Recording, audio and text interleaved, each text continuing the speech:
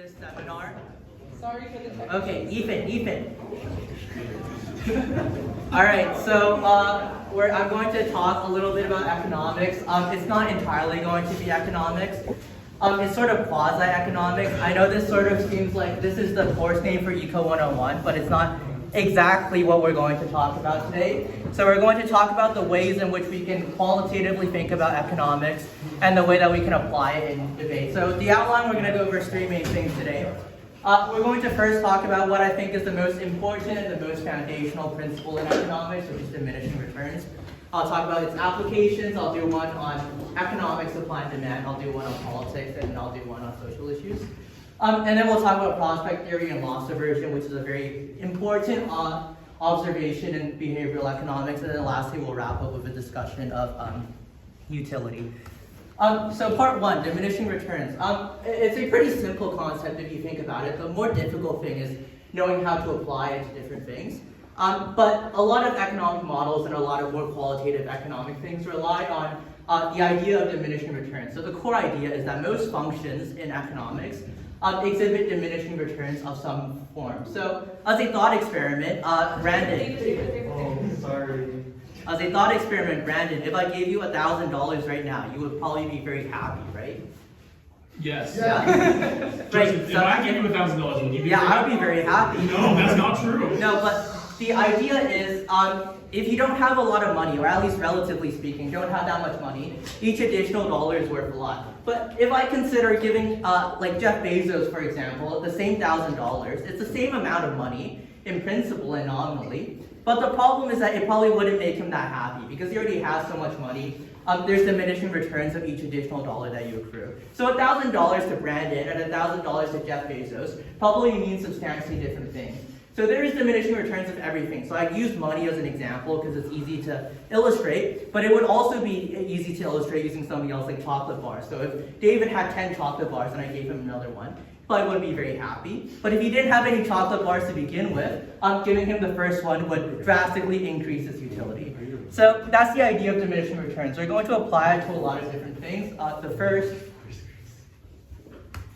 is supply and demand. So supply and demand seems to be a very simple and intuitive concept, and it is. We have a upward sloping supply curve, which is intuitive. As the price goes up, people want to supply more. There are more sellers in the market. And conversely, in demand, as the price goes down, more people want to buy it. This seems like a pretty intuitive result in economics, but one thing a lot of people don't do is they sort of don't formalize how this actually works. So the way that this works, at least in more standard economic models, is because of diminishing returns on both sides. So we'll first cover demand. Why is it that demand slows downwards? The reason is what I gave earlier, is that there are diminishing returns. So what people do when they make a decision as to how many things they should buy, they make the decision based on cost-benefit analysis, right? So for example, if a good is $5 and it brings me more than $5 worth of utility, then I will decide to buy it. But the problem is because there are diminishing returns for every additional good you get, it is very likely that if a good initially brings you like 10 utils, for example, it'll go down eventually to maybe 4 utils, after which you will no longer buy it if it's priced at $5. So this is the reason why demand is downward sloping, that there are diminishing returns of each quantity that we buy. So eventually we will make the decision that at a certain price it's not worth it anymore. So if the firm were to decide to lower that price, then maybe I would buy a little bit more, but at that current price I would not buy any. A very similar result happens on the supply side, is that very similarly, the reason why supply goes up is because also of diminishing returns. So for example, if I operate a bubble tea shop, for instance, and I hire 5 employees, they might be very productive. If I start with 20 employees and I add another employee to that, they probably won't be that productive. There's so many of them, there's very limited machinery, they'll probably bump into each other, and as a result, each additional worker is probably not as productive as the last. And as a result, what happens is that in economics, in a lot of markets, is that if the amount of capital that you have is fixed, then adding additional labor, adding additional inputs is not really going to drastically increase your output. And as a result, it's going to become increasingly expensive to produce each additional good, which is why supply is upward sloping. So that's a very standard application to economics. The second thing I wanted to talk about is an application to something maybe a bit more abstract. Something about politics and governance. So there was a book written by Acemoglu, which is, he also wrote Why Nations Fail, which is a very, very good book. He's a Nobel-winning economist, but he wrote another book, which is very interesting, called The Economic Origins of Dictatorship and Democracy. And what he found in that book was quite interesting. So he found that there is a very strong positive correlation between a country's income level, i.e. a country's wealth, and also their tendency to be more democratic.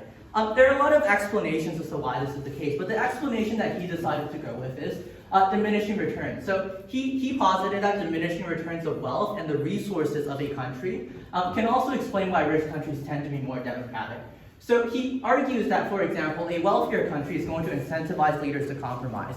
So imagine a country that is very rich. Maybe they have a GDP worth $1 trillion. In that case, they'll be happy with like half of it. They probably wouldn't want to risk everything for complete totalitarian control to try to gain all of it, because there's diminishing returns after you get a certain amount of money. But if it's a really poor country, then each dollar matters a lot because you don't have a lot of it. So they're more likely to risk trying to do something riskier, i.e.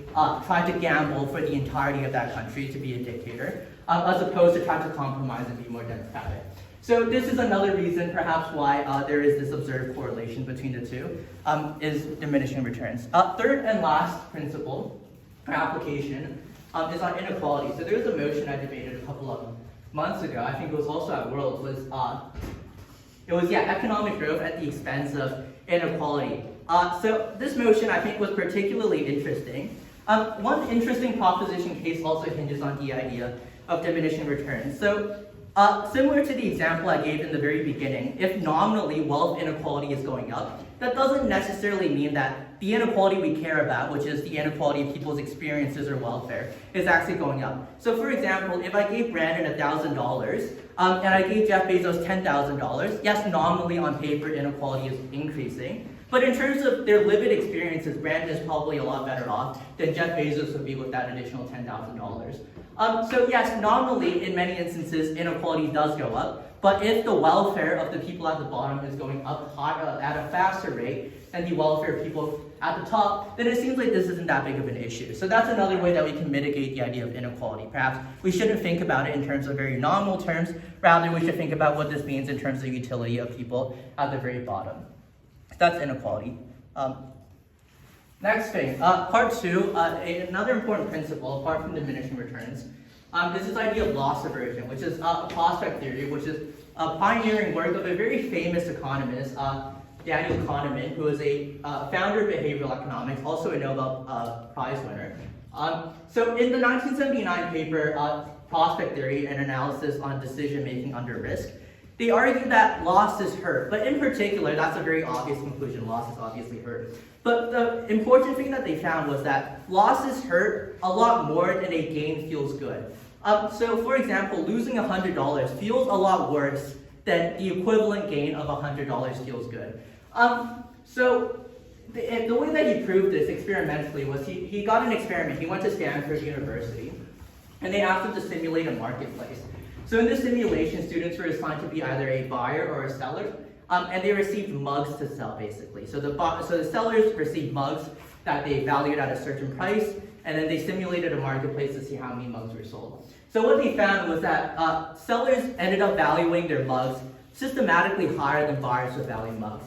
And the reason that he gave was that because they already owned the mugs, selling the mug feels like a loss. So therefore, they would want more money in order to recuperate that loss, compared to buyers who didn't own the mug in the beginning, in which case it was framed as a gain. So that's loss aversion as a principle. What are some applications? The first one is on, Emily, next slide. The first one is on the equity premium puzzle. Maybe Crystal will enjoy this.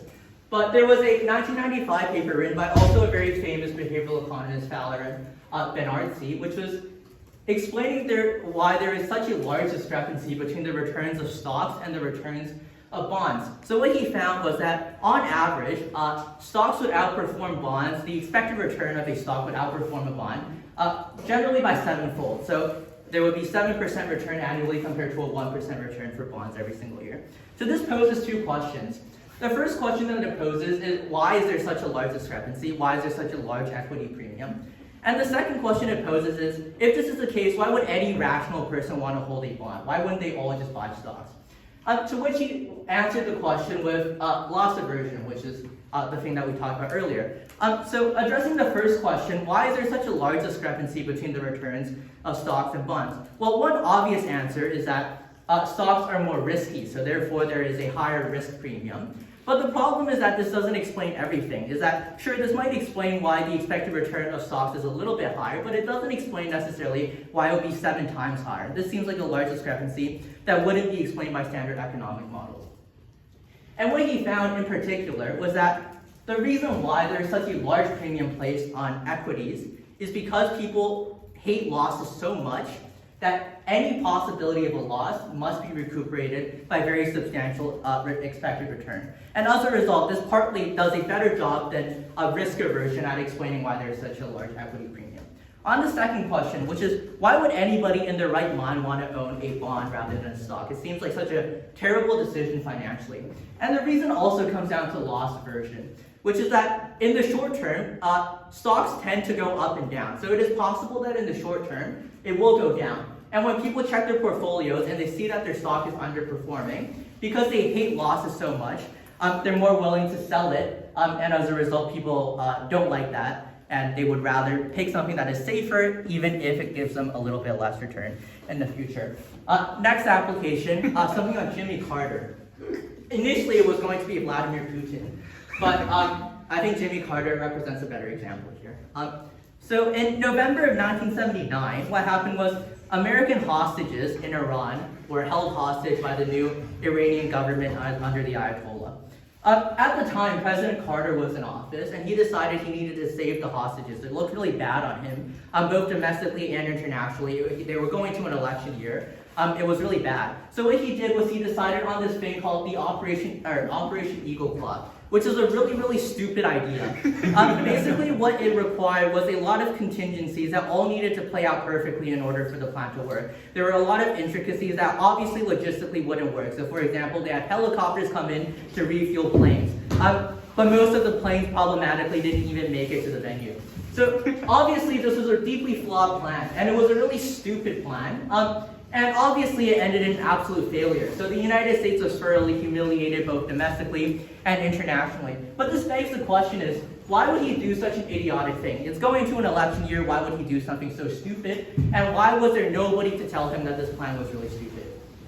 One reason that international relations theorists have posited is that possibly it was due to loss aversion. Is that the idea of American hostages being held in Iran was seen as a loss. And because losses are framed as so negative, it is a lot easier for you to justify risk-taking to prevent losses. So it is, because losses are so detrimental to the human psyche, it was a lot easier for him to justify extreme risk-taking, which is in this case, the really flawed operation, in order to make sure that a loss wouldn't be accrued. So that's the second application. Last thing, we're going to wrap up with a discussion on utility. So we talked a little bit about utility in the very beginning. So we talked about there's diminishing returns of utility, things like that, sure. But we haven't really explained what utility really is. So this first slide is going to give 2 standard economic explanations of what utility are, and then we'll talk about some more nuances of utility on the next slide. So utility basically is an indication of someone's preferences. It is a representation of the amount of satisfaction that you derive from a certain thing. So for example, if you go to your favorite restaurant, you might derive a lot of utility. If you go to, I don't know, McDonald's, you might not derive so much utility, unless McDonald's also happens to be your favorite restaurant. So there are 2 ways that economists classically categorize utility. The first is ordinal utility. This means that the number that you assign to an experience doesn't really matter. What matters is the ranking of it. So for example, if chicken nuggets give me 10 utils, that 10 doesn't really mean anything. What it means is relative to some other good, it might be high or low. So for example, if, I don't know, a Michelin star dinner would give me 50 utils, the 10 util meal would be, in terms of a ranking, worse than the 50 util meal. The second way that we can categorize utility is through cardinal utility. And this idea is that the number actually means something. So it is a reflection of the intensity of the experience that you have and the intensity of the preference. So in this case, the number actually means something apart from just the ranking. Now, some more nuances of utility. More recently, apart from just very neoclassical interpretations of what utility is, economists have started to categorize things based on experiences and based on how you remember a certain event. So there are two types of utility here. The first is experience utility. The experience utility you can think of as the utility you derive from living in the present. So, for example, when you're watching a movie, your experience utility is what you actually derive from the movie while you're sitting in that theater and watching the movie. There can obviously also be this utility. The second type of utility, problematically, is remembered utility. And remembered utility is how we often think, as how we remember or recollect the utility of an event. So instead of the utility that you derive from sitting there and watching a movie, it is rather how you remember the movie went for you. So when you're reviewing a movie or when you're reviewing a restaurant, for example, that's what remembered utility is. The problem here is that remembered utility is often biased. So there are two common biases of how we remember events. The first, obviously, is nostalgia. We oftentimes view things that happened in the past more favorably than they actually were. And the second, very common and very well-proven bias is peak end bias, which is that there are specific features of experiences that matter more to human memory formation. So for example, the peak, the sort of, I guess if you're watching a movie, it would be equivalent to the climax of the movie. And the end of the movie matters significantly more than the rest of the movie itself. So although when you're watching the movie itself, all of them count towards the same in terms of your experience utility, in terms of your remembered utility, this is not the case. People generally privilege the ending of a certain thing and the peak of a certain thing as opposed to everything else. So one example of this was I was coaching debate the other day. Apart from the last couple of speeches, somebody in the last speech made some transphobic comment, but the rest of the debate had been pretty good. The rest of the debate had been alright. But the problem was, obviously, it ended on a very sour note. And as a result, my memory of that event, of that debate, was disproportionately skewed towards something excessively negative. So that's an example, I guess, of peak end bias. So what are some problems with this? The problem is in terms of how we make decisions, is that we don't make decisions based on experience utility, rather we make decisions based on remembered utility. So if I'm thinking, should I watch this movie next? I'm not making this decision based on experiences, because I'm not at the present experiencing the movie. I make decisions based on what I remember about similar movies. So I might come across some justification like this. The last movie made by this director was bad, so maybe I shouldn't watch this movie. So this means that we oftentimes make suboptimal decisions that diminish our actual experience utility, and it makes our lives consequently worse. So because we have such biased decision making, we make decisions based on how we remember things, which are oftentimes not accurate of how things actually went. It means that we might end up in situations that we would rather not be in because we remember them as better than they actually were. So that is a problem that economists identify with making decisions off of experience utility.